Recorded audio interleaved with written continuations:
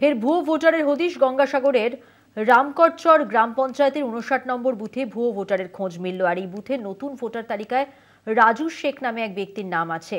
বাবার নাম শেখ তাহিদ।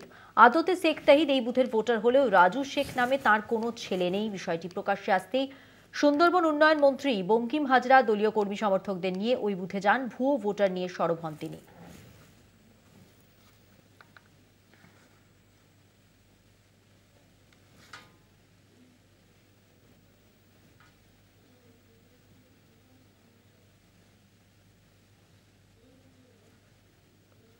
প্রতিনিধি কোয়েল মণ্ডল রয়েছেন আমাদের সঙ্গে টেলিফোন লাইনে। কোয়েল, কি খবর রয়েছে?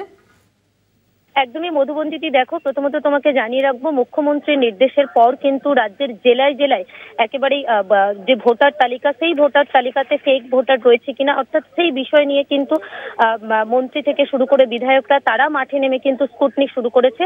এরকম পরিস্থিতিতে গত সপ্তাহেই কিন্তু গঙ্গাসাগর, দক্ষিণ 24 পরগনার গঙ্গাসাগর ব্লকে, সেখানে রামকরচক গ্রাম পঞ্চায়েতের 59 নম্বর বুথে প্রায় 30 থেকে 35 জন ব্যক্তির নাম ভোটার তালিকায় পাওয়া গিয়েছিল, যারা অলরেডি 5 থেকে 6 বছর আগে মারা গিয়েছে। অর্থাৎ এই ভুতুড়ে ভোটার একেবারেই নাম কিন্তু প্রকাশ্যে আসার পর শোরগোল পড়ে গিয়েছিল গঙ্গাসাগর ব্লক জুড়ে। তারপরেই কিন্তু গতকাল সুন্দরবন উন্নয়ন মন্ত্রী তথা সাগরের বিধায়ক বঙ্কিমচন্দ্র হাজরা তিনি তার দলীয় নেতৃত্বদেরকে সঙ্গে নিয়ে একেবারেই কিন্তু এই রামকরচক গ্রাম পঞ্চায়েত এলাকায় স্কুটনি করতে বেরোন 2025-এর ভোটার লিস্ট নিয়ে।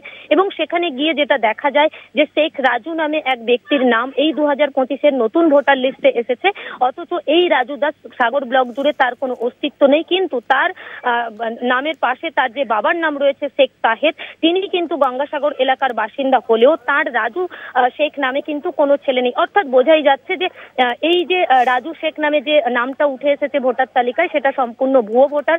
কিভাবে এই তালিকায় ভুয়ো ভোটারের নামটা অ্যাড হলো, কোথা থেকে হলো, সেটা কিন্তু যেমন খতিয়ে দেখছে মন্ত্রী, পাশাপাশি কিন্তু এই ভুয়ো ভোটার উঠে আসার পর কিন্তু যথেষ্ট একেবারেই তৎপর হয়েছে বিষয়টা নিয়ে সুন্দরবন উন্নয়ন মন্ত্রী। অন্যদিকে শুধুমাত্র রামকরচক গ্রাম পঞ্চায়েত নয় মধুবন্তীদি, গঙ্গাসাগর ব্লকের একেবারেই কিন্তু এই একই, অর্থাৎ যাদের কোনো অস্তিত্ব নেই ব্লকে, এরকম 3 জনের নাম ভোটার লিস্টে পাওয়া গিয়েছে রুদ্রনগর গ্রাম পঞ্চায়েত এলাকায়।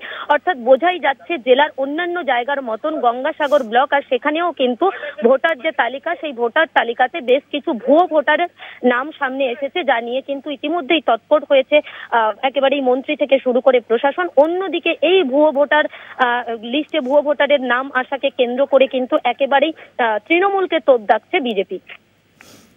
ধন্যবাদ কোয়েল, কথা বললাম প্রতিনিধি কোয়েল মণ্ডলের সঙ্গে।